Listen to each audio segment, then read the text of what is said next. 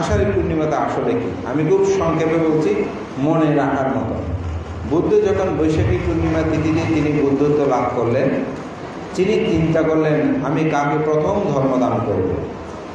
এই বিষয়টা যখন বুদ্ধের চিন্তা চেতনায় আসলেন, তথাগত বুদ্ধ দেখলেন যে ঋষি কালদেব, যিনি বুদ্ধকে সিদ্ধার্থ অবস্থায় দর্শন করে ঘোষণা করেছিলেন যে তিনি অবশ্যই বুদ্ধ হবেন, দেখলেন যে তিনি মারা গেছেন, তিনি বেঁচে নাই।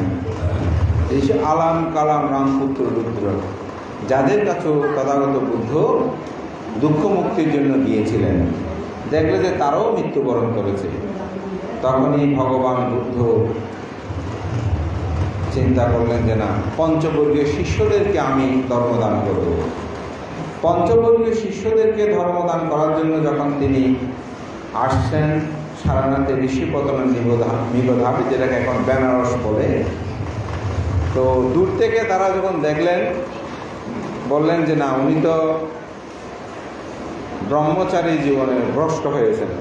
কারণ কি, যখন সুজাতা কর্তৃক তিনি পায়সন্ন গ্রহণ করছিলেন, তখন সেটা দেখে বলছে না, মহিলা কর্তৃক যেহেতু পায়সন্ন খাচ্ছে, উনি খাবার খাচ্ছে, উনি আর ব্রহ্মচারী নেই, এটা মনে করে তারা চলেছে। বলে আসলে আসুক, কিন্তু ওনাকে আমরা কোনো শ্রদ্ধা সম্মান এগুলো কোনো কিছু করবো না, আমরা আগে করেছি এখন করবো না।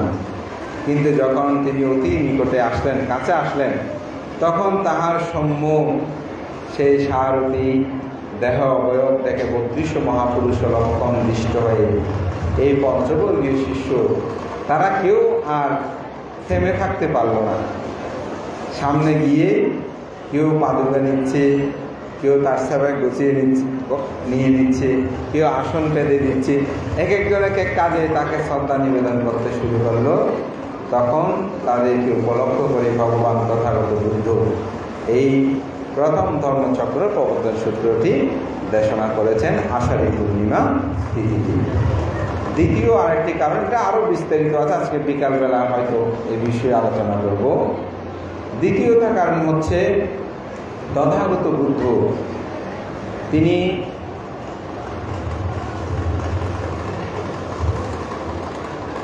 ধর্মচক্র প্রবর্তন সূত্রের পর যখন তার নাম যশ কীর্তি সর্বদিকে বিভূষিত হয়েছে, দলে দলে মানুষ বুদ্ধের সে আদর্শ শিক্ষা গ্রহণ করছে, বুদ্ধের প্রতি শ্রদ্ধান্বিত হচ্ছে, তখন তৎকালীন সময়ে অন্য তীর্থঙ্কর বলা হয় তাদেরকে, অর্থাৎ ভিন্ন ধর্ম দর্শনে যারা ধর্মযাজক ছিলেন, তারা বুদ্ধের বিবিধ বিষয় নিন্দা করতে করতে একটা ঘটনাক্রমে তারা প্রচার করতে লাগলো যে তথাগত বুদ্ধ আসলে ওনার কোনো ঋদ্ধি টিদ্ধি কিছু নাই, ওনার কোনো শক্তি নাই, ওনার কোনো ধরনের সেই ধরনের শক্তি দেখানোর মতন ওনার কোনো ধরনের ক্ষমতা নেই। এই বিষয়টা কিন্তু তারা বলাবলি করতে শুরু করলো। এই বলাবলিটা শোনার কারণে তখন বুদ্ধ বললেন, ঠিক আছে, আমি ঋদ্ধি কি জানি না জানি সে বিষয়ে একটা পরীক্ষা হবে। তো পরীক্ষা হলো, যমক ঋদ্ধি প্রদর্শন করার জন্য একটি আম বাগানের মধ্যে স্থান নির্ধারণ করলেন।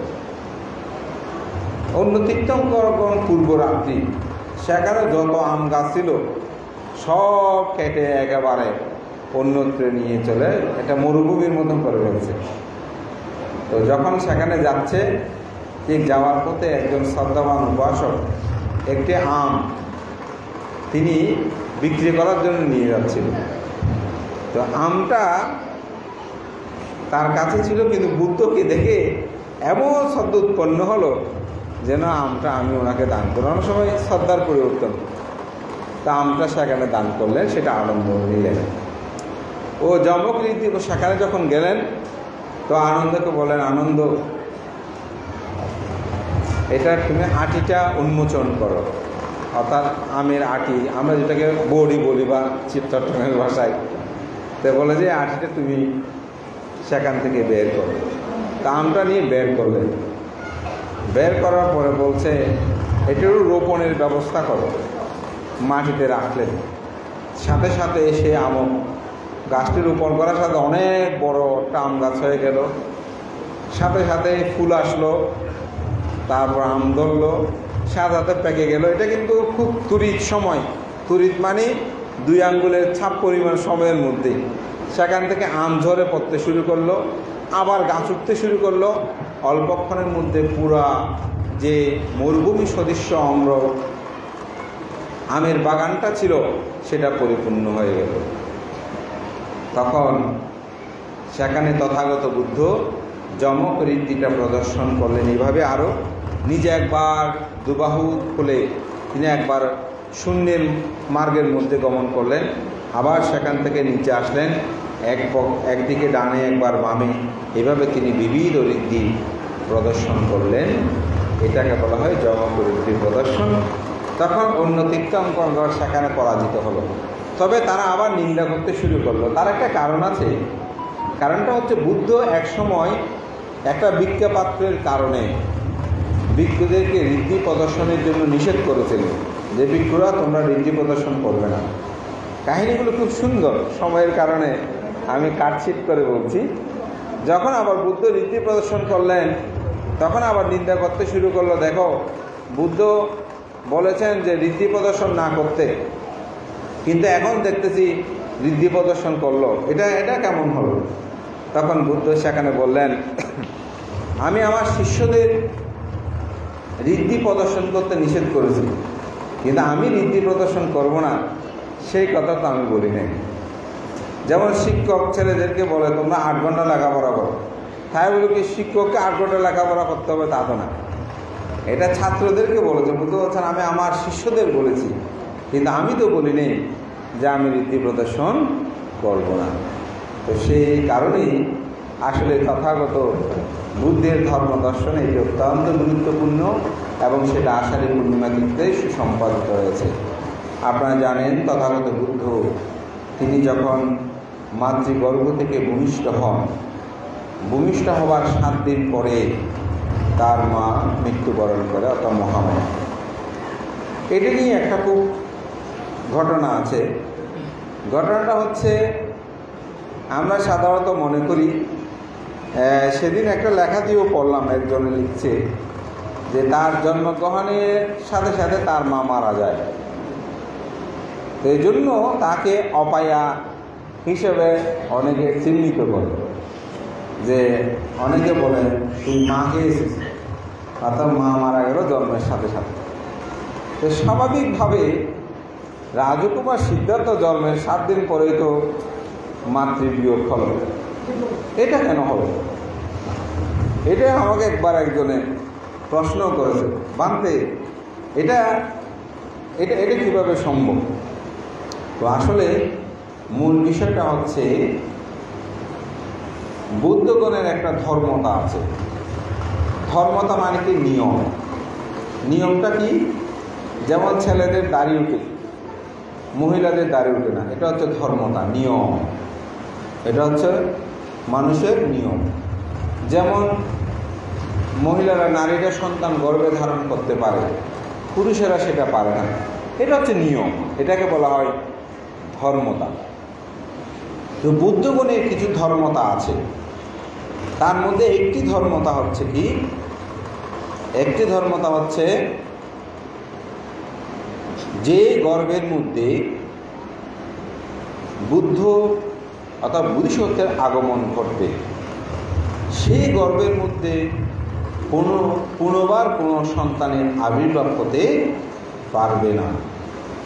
তো যার কারণে আপনারা জানেন রাজকুমার সিদ্ধার্থ যখন মাতৃগর্ভে প্রতিসন্ধি গ্রহণ করেছিল তখন তিনি 5টি বিষয় চিন্তা করে কিন্তু মাতৃগর্ভে প্রতিসন্ধি গ্রহণ করেছেন। তার মধ্যে একটি বিষয় ছিল যে মহামায়ার আয়ু কতদিন আছে, অর্থাৎ তিনি কতদিন বাঁচবেন, এটা ওই জন্য কিন্তু চিন্তা করেছিলেন, যার কারণে তিনি মাতৃগর্ভে এই প্রতিসন্ধিটা গ্রহণ করেছেন। এবং আপনারা একটা বিষয় শুনে খুব অবাক হবেন, বুদ্ধের মা হতে হলেও কিন্তু তাকে অনেক অনেক পুণ্য পারামি অর্জন করতে হবে।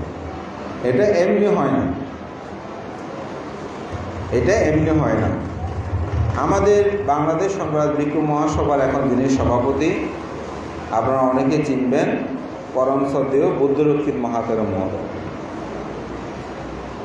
ভান্তে মা যখনই আমাদের শ্রদ্ধেয় ধর্মপ্রিয় বান্তের সাথে দেখা হতো, বান্তে বলছে হতে বান্তে আর বড় ভিক্ষু থাকতে হইব না কেন, ইবে যেন হন নসার অনেক সাই রাইবেন, ইবেরে সবসময় রক্ষা করিবেন, হয়তো আর যেন একটা বান্তের মা হয়, হয়তো আয় যেন বান্তের মা হয় মরিতে পারি। দেখেন কীরকম, আমরা অনেকে ডাক্তারের মা হতে চাই, ইঞ্জিনিয়ারের মা হতে চাই, খারাপ না অবশ্যই, এটা তো ভালো দিক। তবে আমি বলবো আরও অতি উত্তম যদি কেউ ভিক্ষুর মা হতে পারে। বান্তে কেন? কারণ এটা হচ্ছে পরমাত্মিক জীবন চর্চার পথে তার সন্তানকে ধাবমান করা। সুতরাং এটার জন্য আসলে পারামি লাগে। একজনে বলতে না 4টা সন্তান, বলতে বান্তে আমার ইচ্ছা হচ্ছে একটা সন্তানকে বুদ্ধ শাসনে দান করি, এত বুঝাই কিন্তু সে যেতে চায় না। আমি চাই বান্তের মা হতে, কিন্তু পারে না কেন? ফারামি লাগে। ফারামির একটা প্রয়োজন আছে। আমাদের মধ্যে এই চেতনাবোধটা কিন্তু মা বাবার কাছে খুব কম, খুব কম। আমার গৃহী জীবনের একটা উদাহরণ যদি বলি, যে আমার একটা গৃহী জীবনের মুসলিম ছেলে ছিল, নাম হাফেজ। তো আমি তখন চট্টগ্রাম কলেজে চট্টগ্রাম কলেজের এরিয়াতে থাকতাম, তখন ইন্টার পড়ছিলাম। তো ওকে মাদ্রাসায় প্রতিদিন মাদ্রাসায় পড়বে না, ও মেট্রিক পাস করার পরে অর্থাৎ মাদ্রাসা লেভেলে যেটা আছে আবার ও জেনারেলে চলে আসছে। তো আমি একদিন ওর মার সাথে আমার কথা হচ্ছে, আমি দেখলাম মা আপনি ওকে মাদ্রাসায় পড়ানোর জন্য এত চাপাচাপি করতেছেন কেন? তো বলেছে অথবা ওনার বাড়ি অবশ্যই চকের ওদিকে ছিল, চট্টগ্রামের কথা বলতো, অফুট করে কথা বলতো, যেহেতু আমরা ওনার ছেলের বন্ধু। ওদের এত উনি বলছেন চিটাগাং ভাষায়, আমি আমার মতো করে বলছি। বলে যে আমাদের 4টা মেয়ে, তো আমরা প্রার্থনা করেছিলাম যে আমাদের যদি এবারে একটা সন্তান হয় তাকে বড় একজন মানে মৌলবী হিসাবে তাকে তৈরি করব, মাদ্রাসায় তাকে শিখতে বলবো, ওই কারণে ওকে ওখানে দিচ্ছি। দেখেন কীরকম চেতনা। আমাদের বৌদ্ধের মধ্যে কয়জনের জন্য চেতনা থাকে যে আমার যদি একজন সন্তান হয় তাহলে আমি তাকে বুদ্ধ শাসনে দান করব। তবে আমাদের মধ্যে কিছু কিছু মা বাবা সচেতন। আমাদের ঢাকার মেরুবাডা আন্তর্জাতিক বৌদ্ধ বিহারের অধ্যক্ষ ধর্মমিত্র বান্তেকে সবাই চেনেন পড়ানো। তো বান্তের মস্তকের বরণ অনুষ্ঠানে তিনি বলেছিলেন তার বড় কয়েকজন ভাই মারা গেছে। তো মা সংকল্প করেছিল আমার এই ছেলে যদি বেঁচে থাকে মানে তাহলে আমি তাকে বুদ্ধ শাসনে দান করব। তো বুদ্ধ শাসনে দান করেছিল ভান্তে আজকে বিখ্যাত হয়েছেন। ওনার মা যখন হাসপাতালে তখন আমি নিজেও দেখতে গিয়েছিলাম। এই কথাটা আমি জন্য যে একটা সংকল্পের কিন্তু বিষয় রয়েছে। তো ঠিক এটা বুদ্ধদের ধর্মতা যে যেখানে তিনি বুদ্ধিসত্ত্বের আগমন করবে, এটা সবসময় শেষ জন্মে, অর্থাৎ যখন বুদ্ধ হবেন শেষ জন্মে, অন্য জন্মে এটা হতে পারে। শেষ জন্মে যখন বুদ্ধিসত্ত্ব শেষ জন্মে যেটা আগমন, যেই জন্মে তিনি বুদ্ধ হবেন, তখন কিন্তু সেই গর্ভে আর কোনো সন্তানের আবির্ভাব হতে পারে না। সেই কারণে 7 দিনের পরে অর্থাৎ 7 দিনের পরে মাতৃবিয়োগ ঘটে। যেহেতু মা মৃত্যুবরণ করেছেন, তখনই মায়ের প্রতি একটা করণীয় কর্তব্য অবশ্যই রয়েছে। বিজ্ঞ হলেও কর্তব্য আছে। তো সেই কর্তব্য সম্পাদনের নিমিত্তে মাকে ধর্মদান করার জন্য এই আষাঢ়ী পূর্ণিমা তিথি তার 7ম বর্ষাবাসে তিনি তাবতীঞ্চ স্বর্গে গমন করেছিলেন। এই কারণে আষাঢ়ী পূর্ণিমা তিথিটা অত্যন্ত গুরুত্ববহ। এরপরে হচ্ছে বর্ষাবাস অধিষ্ঠান। এই বর্ষাবাস অধিষ্ঠানটা নিয়ে অনেক কথা আছে। সেদিন একজনে আমাকে নক করলো যে মানতে বর্ষাবাস অধিষ্ঠান সম্পর্কে আপনি আমাকে একটু বলুন, এটা আমরা জানি না। তো আমি বললাম আমি সেই মাত্র আসলে বাংলাদেশের উদ্দেশ্যে যাত্রা শুরু করেছি গাড়িতে। তো যাই হোক, আমি বললাম আসলে এটা লেখাচ্ছে, লিখতে অনেক সময় লাগবে, আপনার একটু ফোনে বলতে পারলে ভালো হয়। আপনি কল সুযোগ বুঝে কল করো, দেখে সাথে আরও কল করলো। তো যাই হোক, আমি সেখানে বর্ষাবাসের অধিষ্ঠান সম্পর্কে তাকে কিছু বললাম, সেগুলো কৃতজ্ঞতা জানালো। নবীন একজন আসলে সেই ভিক্ষু। তো বর্ষাবাস অধিষ্ঠানটা কিন্তু আসলে মূলত ভিক্ষুদের একটা বিষয়। বুদ্ধের সময়কালে সারা বছরই যখন ভিক্ষু সংঘ ধর্ম প্রচার করার জন্য এদিক সেদিক বিচরণ করত, তখন দেখা যেত কৃষকরা চাষ করেছে, ধানের চাষ করার জন্য এই যে বর্ষাকালীন সময়ে আটি তৈরি করেছে, আইল যাকে আমরা বলি। তো যেহেতু কাঁচা আইল, সে পথ দিয়ে ভিক্ষুরা একজন দুজন নয়, তখন তো সহস্রজন ভিক্ষু যেত।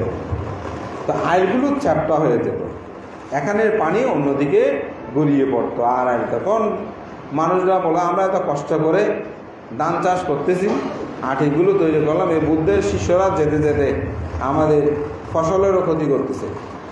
আবার দেখা গেল পোকামাকড়ের উপদ্রব থাকে কিন্তু বেশি বর্ষাকালীন সময়ে। বিভিন্ন পোকামাকড়ের কামড়ে অর্থাৎ সাপে দংশনে অনেক ভিক্ষুর প্রাণহানি হচ্ছে।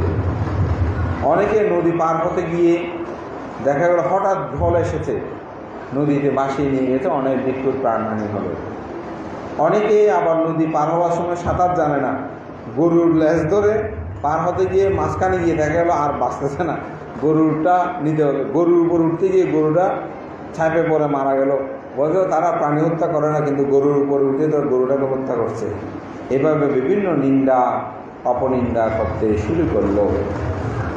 আবার দেখা গেল যে ভিক্ষুগণ দেশ থেকে দেশান্তরে গমনাগমনে বর্ষাকালীন সময়ে এরূপভাবে বিভিন্ন সমস্যার সম্মুখীন তারা হচ্ছে। এটা নিয়ে যখন আলোচনা সমালোচনা হচ্ছে, তখন বুদ্ধের কাছে তারা সেখানে গেলেন।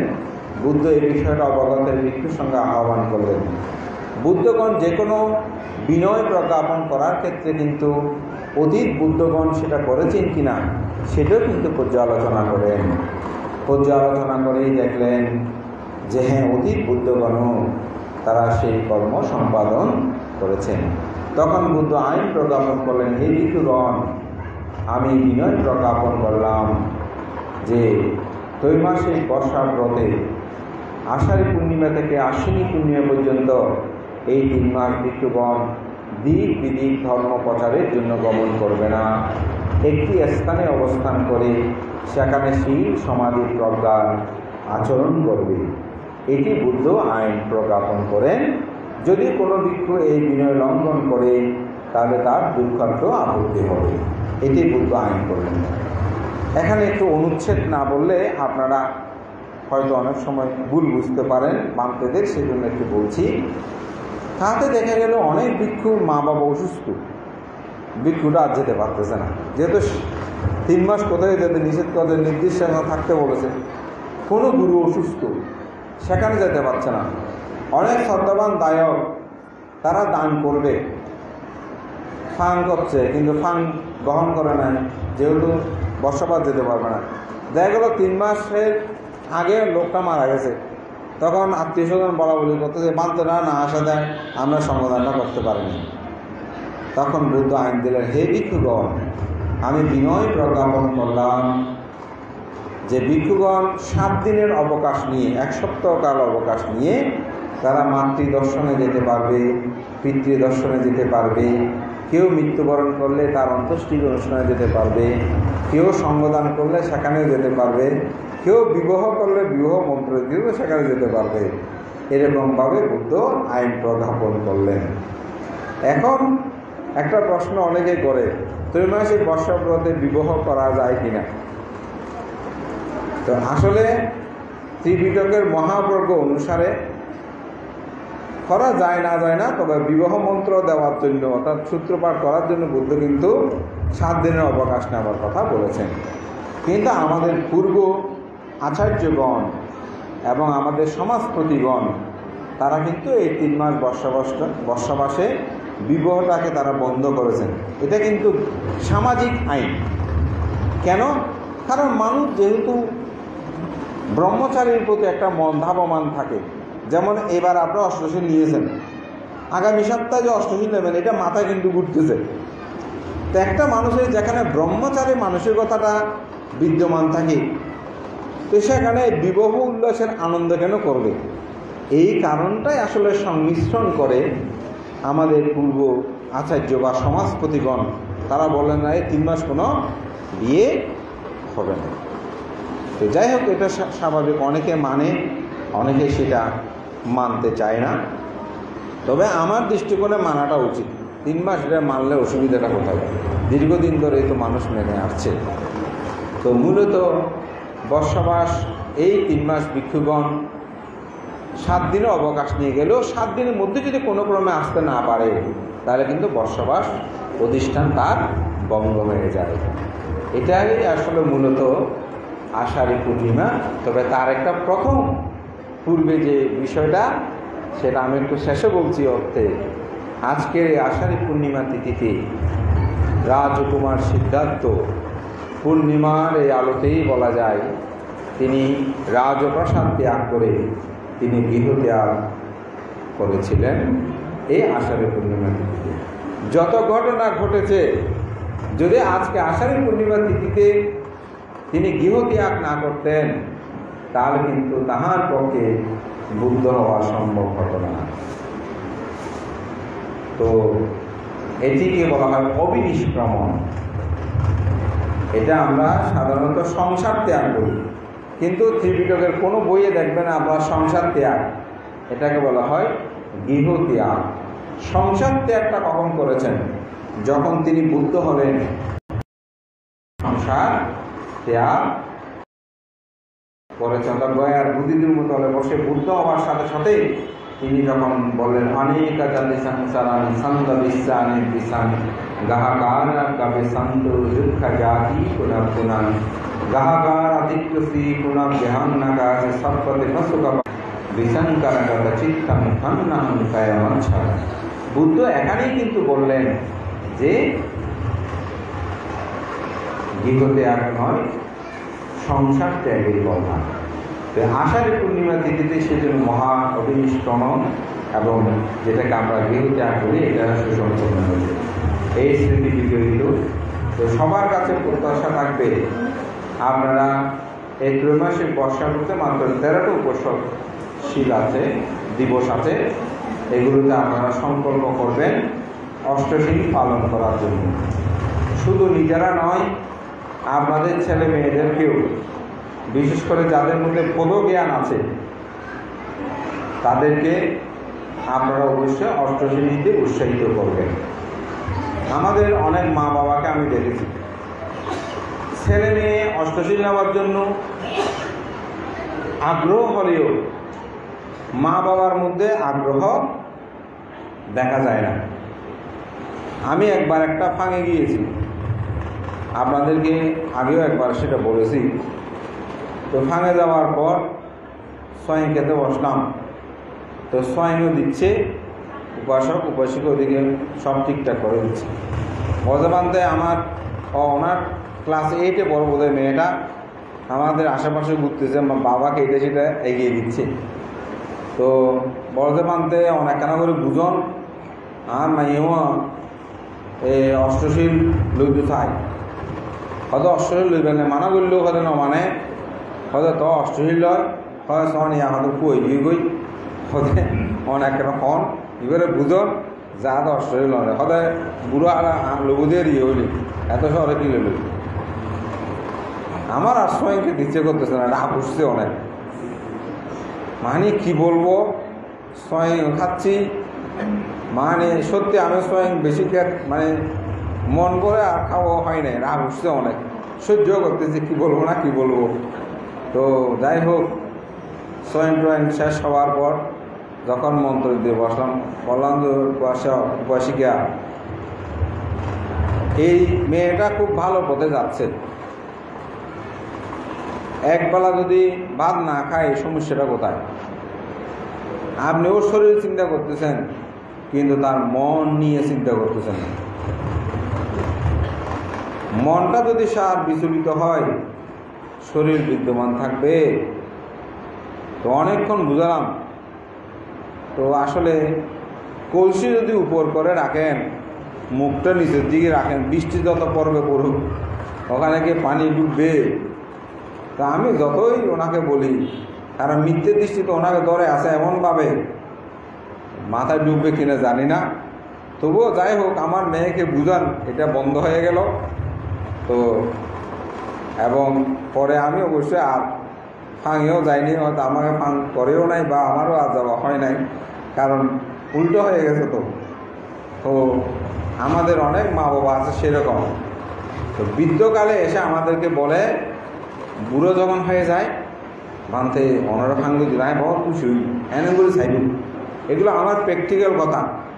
এরকম কিছু চাই ফুয়া হরে বউ হরে চাপ দেয়া হতে বানতে হাজিয়া কেনা মাতৃপূজা পিতৃপূজার কথা হইও অনর্ভক্ত, কিন্তু অনসূত্রও নেয় সত্যি নেয় কেসে ছাড়ি দেয়। আজ অনর হতো মানিব দেয়, হয়তো অনর ফাঙ্গু নাই যে খুশি হই পর দয় ঘর ঘর হয়তো অনেক কেনা মাত হতো আবার হ্যাঁ হইয়ে যে বুঝিন না পারে মা অনেক করে কইয়ে।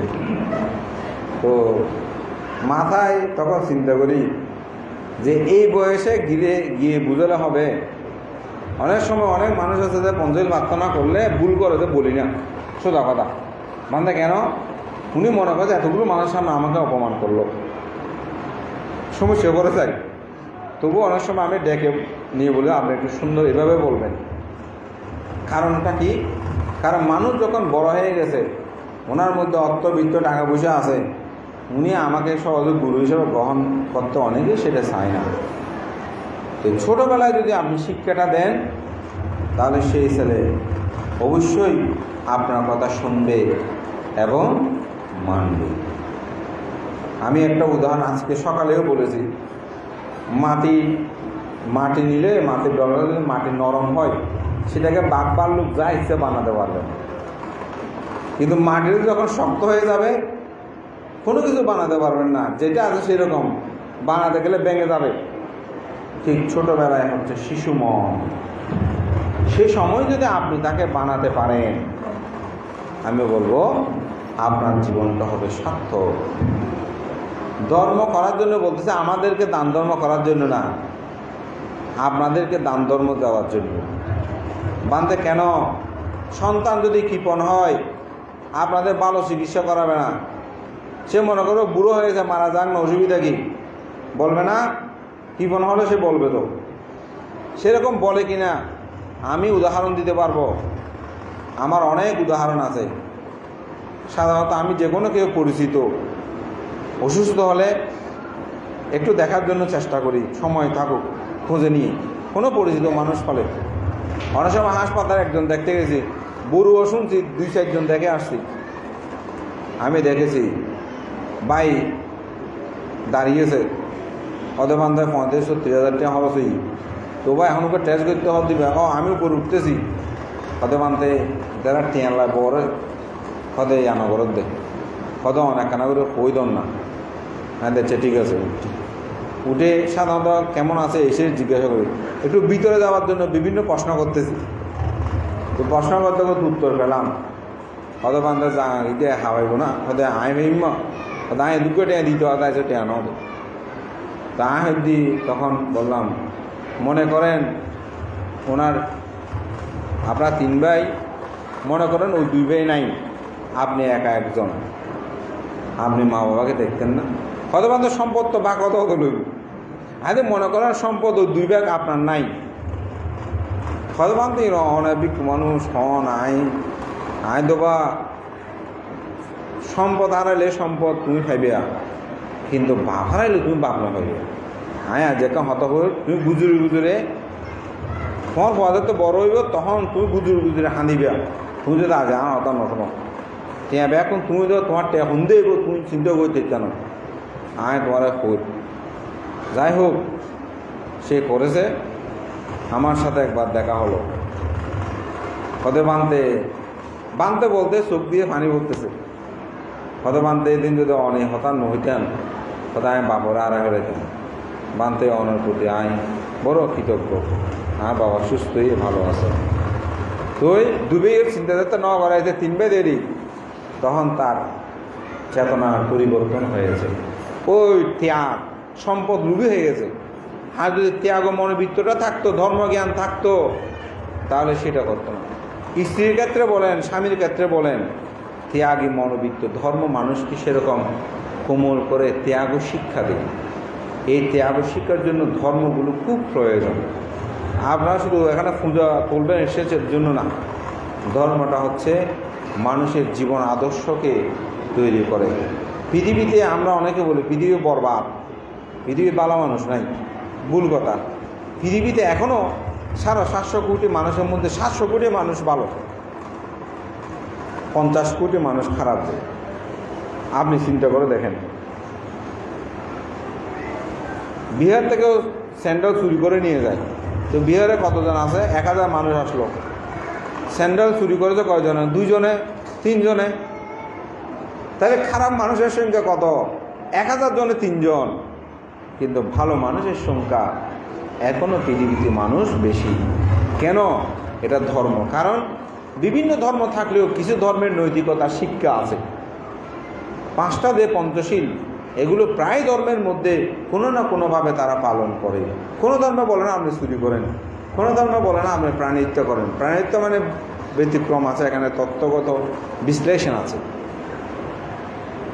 চুরি, ডাকাতি, বেবিচারি, মিথ্যা কথা, বেদকথা, মদ গাঁজা খাওয়া, এগুলো সকল ধর্মে কিন্তু নিষেধ রয়েছে। তার একটা শ্রেণী বিন্যাস, প্রাণিত্য করলেও তার একটা শ্রেণী বিন্যাস কিন্তু রয়েছে। তাই আমি বলবো আপনাদের ছেলে মেয়েদেরকে ধর্ম শিক্ষা দেবেন, সকাল সন্ধ্যা দুবেলা বন্দনা করাবেন, যদি আপনি নিজেই সুখী হতে চান। কারণ একটি পরিবারে যদি ছেলে মেয়েরাও বিনীত না হয়, সুখী না হয়, তাহলে সেটা হবে না। আজকে আমাদের আশুবাবু এখানে আন্দারমানিক বাড়ি, এখানে ওনারা বাড়ি করেছেন। তো ওনার ছেলেরা আজকে এসেছে বিহারে, ওনারা ইতালিতে থাকে। তো ওনাদের ছেলে মেয়ে আসছে, জিজ্ঞাসা করলাম বাংলা জানে কিনা। তো বলে যে বলতে হ্যাঁ বাংলা জানে, আমরা বাংলা শিখাই। তো আমার খুব ভালো লাগছে। তো অনেকে দেখলাম যে উনিও সেটা বলল, অহংকার করে বলেছে, মানতে আমার ছেলে মেয়ে না বাংলা জানে না। এটা বলতেছে আমেরিকাতে তো গেলাম, অহংকার করে বলতেছে যে এগুলো দেখলাম। তো ইতালিতে নাকি এরকম বলে, মানতে আমার ছেলে বাংলা জানে না। তো আমি বললাম যে আপনার ছেলে তো আমার চেয়ে নিকৃষ্ট। আমি একদম বলছি যে হ্যাঁ তো আপনার ছেলে তো আমার চেয়ে নিকৃষ্ট।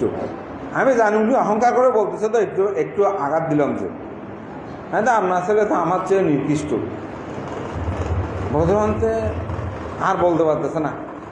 আমি বাংলা ভালো লিখতেও পারি, বলতেও পারি, শুনতেও পারি, ইংরেজি লিখতেও পারি, শুনতেও পারি, কিন্তু একটু বলতে পারি না, হয়তো কম বলতে পারি। আমরা আসলে বাংলাও বুঝে না, বাংলা বলতেও পারে না। সে শুধু ইংরেজি জানে, একটা ভাষা জানে, যে আমি 2টা ভাষা জানি। তো আমি তার চেয়ে অনেক বেশি না। তো ওনার অহংকার কি হয়েছে, দমিয়ে গেছে। আমি মনে মনে মাঝে মধ্যে একটা মনে খুব কষ্ট ছিল, ইংরেজি কেন বলতে পারি না, বোধহয় আমার জ্ঞান সীমিত। শেক্সপিয়ারের একটা আর্টিকেল পড়েছিলাম, সেখানে তার একটা অভিব্যক্তি ছিল যে মানুষ যদি ইংরেজি জানাকে পণ্ডিত মনে করে,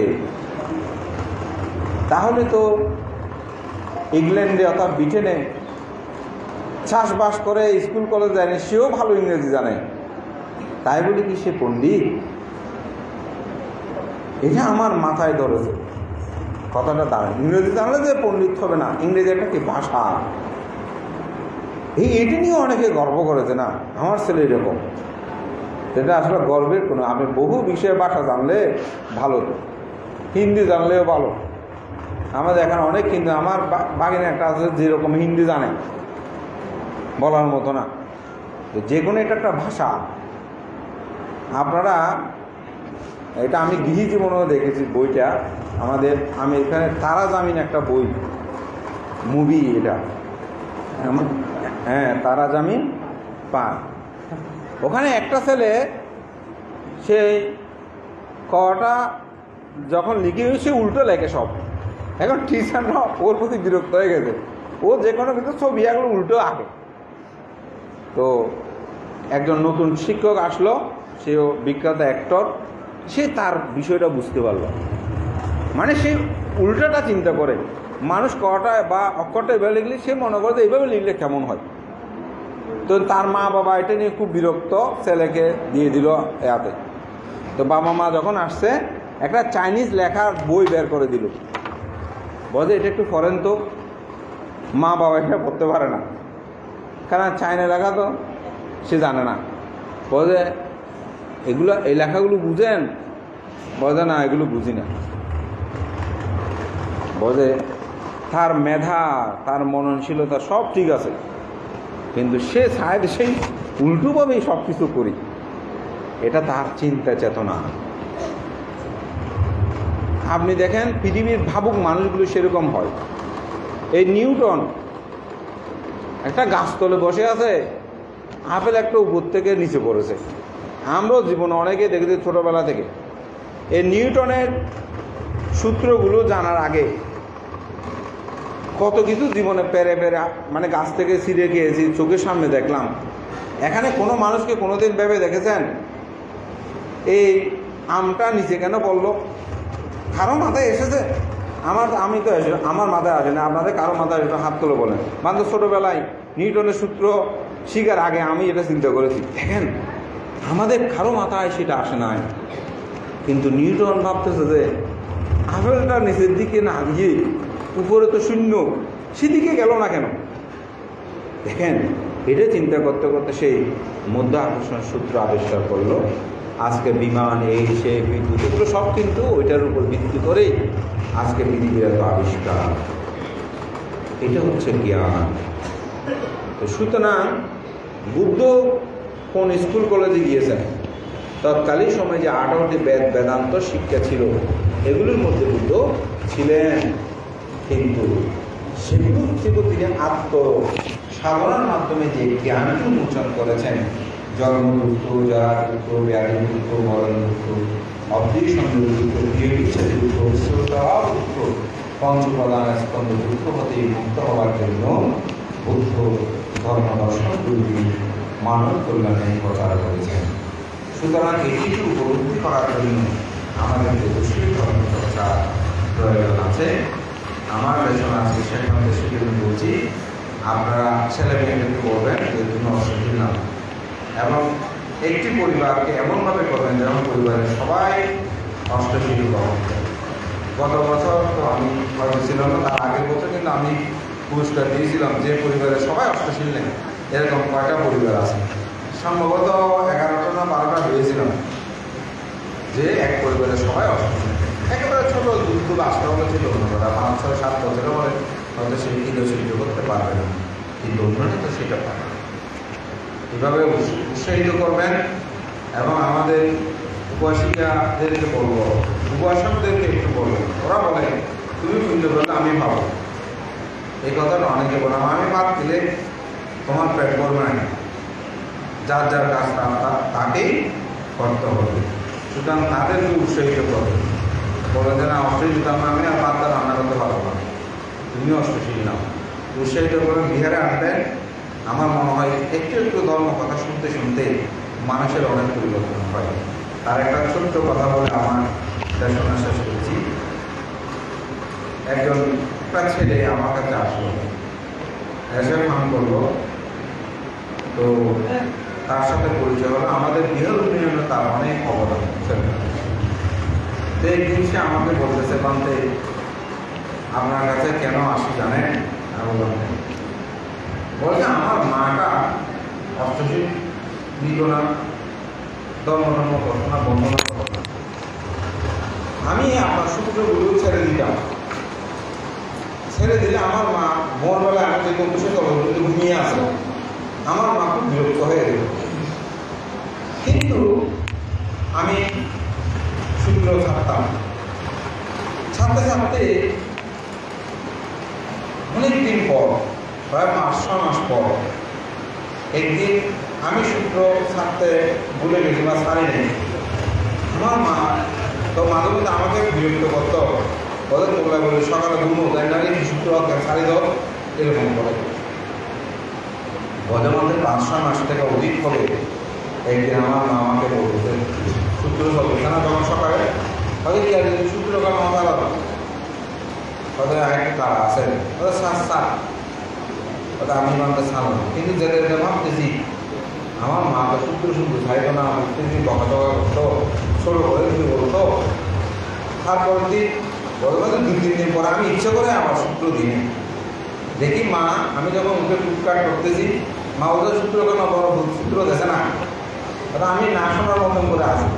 পরে দেখি মা উঠে নিজে বড় মানতে পেছার প্লেয়ারটা ছাড়বে, ওটা আমার মা অষ্টশীল নয় ওদের এইটা মধ্যে আমার হয়তো মানে এই সূত্রে উদ্ভাবন মতো একটা বাংলা শহর ছিল, ভগবান এটার একটা প্রভাব।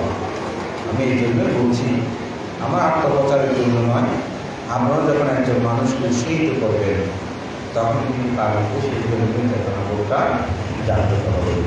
আপনাদের সবার মধ্যে এই চেতনাবোধ জাগ্রত হোক। সর্বশেষ আবারও আবেদন, আহ্বান, আজকে বিকালবেলায় সার্বজনীনের সময় সবাই উপস্থিত হবেন। সাদা অর্থাৎ লোকের ছেলেদেরকে বলবো আপনারা সাদা আমাদের প্যান্ট না থাকতে পারেন, কিন্তু শার্টটা হলো একটু সাদা পরিধান করবেন। আমাদের মহিলাদের সাদা অবশ্যই কাপড় থাকে মোটামুটি, সবাই একটু পরিধান করে আসবেন, যাতে একটু সুন্দর লাগে, দেব সবার মতো মনে হয় সবার কাছে সেই প্রত্যাশা করে। এবং ধর্মচক্র প্রবণসূত্র যাদের কাছে বই আছে বইটা নিয়ে আসবেন। আর হাতে না পারলেও সমস্যা নেই, আমরা এখন আপনাদেরকে স্লিপ দেবো, ওখানে ধর্মচক্র প্রবণসূত্র থাকবে। সবাই শুভ আষাঢ়ী পূর্ণিমা আবারও মন্ত্রীময় শুভেচ্ছা আশীর্বাদ জানিয়ে আপনাদের সকলের মঙ্গল কামনাতে আমার নাকি দীর্ঘ ধর্ম এখানে শেষ করে যাবো। সকলকে আমি সুখী